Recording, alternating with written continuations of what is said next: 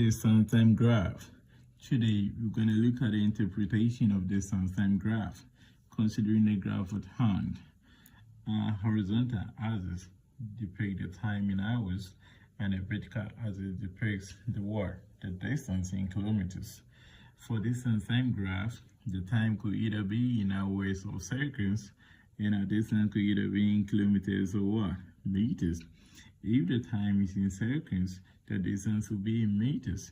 And if the time is in hours, then the distance will be in kilometers, as we have here. Now, the points that we have on this graph, A, B, C, and D, are going to consider to be stations, right? So here's going to be station A, station B, station C, and station D, then back to station A, right? The whole of this horizontal is station A, okay? The whole of this horizontal is station B, the whole of this is station C. Now, these horizontals depicts rest, right?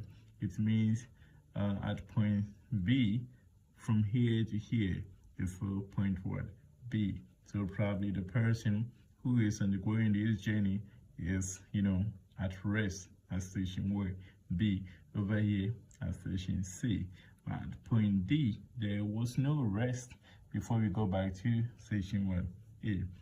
Now, what we want to look at today is the distance that probably, if we have in Kenley, right, who is currently at station A, or the initial point of Kenley is at station A, and Kelly is the one who want to go this journey, right? So Kenley moving from station A to station B, when we trace through the vertical or the distance, it means Kenley move 15 kilometers. What we have here is 15 and the distance is measured in kilometers. So Kenley move 15 kilometers. In how many hours? Our time is in hours, right? How many hours did Kenley use to move from station A to station B? That is going to be 2 hours, okay? 2 hours. Now station B, Kenley rested for a while. How many hours did he rest? From 2 to 3, that is 1 hour, right? 3 minus 2, 1 hour, okay? And right after the rest, Kenley continued the journey to station B, okay? So at station B, Kenley continued the journey from station B to station C, okay? From B to station C. From B to station C, how many kilometers did Kenley move? Or how far did he travel from station B to station C? Right, at station B, he was 15 kilometers, but at station C, currently, he is 30 kilometers. So we're going to subtract this 15 from the 30 kilometers, and 30 minus 15 is 15. It means Kenley traveled a distance of 15 kilometers from station B to station C. And how long did he spend traveling from station B to station C? That is, we have 4 minus 3 in the interval from this B. It's 3, and at C we have 4. So 4 minus 3 is going to be 1. It means Kenley used 1 hour to move from station B to station C. At station C, Kenley decided to rest for a while again. How many hours did he use in resting at station C? Station C, he was at 4, and realized before he took off the journey again, he was at 5. So you're going to have 5 minus 4, that's going to give us 1. Then it means Kenley used 1 hour to rest at station C. But right after the station C, Kenley continued the journey to station D, right? So we want to look at how far or the distance between station C and station D. At station C, Kenley was 30 kilometers, right? But at D, it's currently at 50 kilometers. So you're going to find the difference between the 30 and the 50. 50 minus 30 is going to give us That is 20, okay? Yeah, 50 minus 30 is going to give us 20 kilometers, isn't it? Right. And right, at the C, how long what's the time that he used to move from station C to station D? It is going to be, at C we have 5 and D we have 6.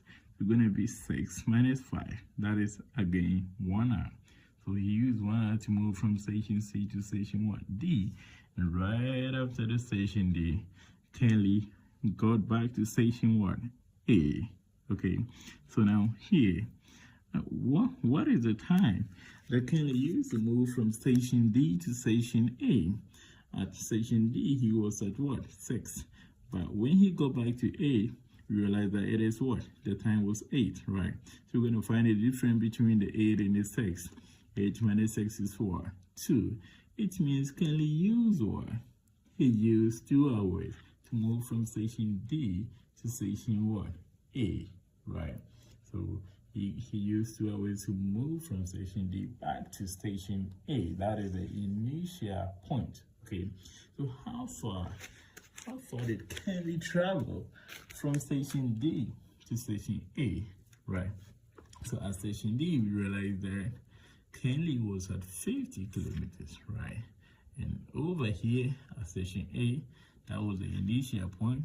Kenley was at what? 0 kilometers. So it's going to be 50 minus 0. Then 50 minus 0 is what? 50.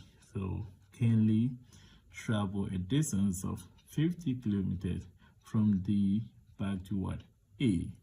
Okay. Now, this one is just simple explanation or interpretation of the distance time graph. So in a nutshell, what we're saying is that the distance from A to B, AB, is what? It's 15 kilometers, right? And then BC, it's going to be 15 days. That will give us what? C is 30, right?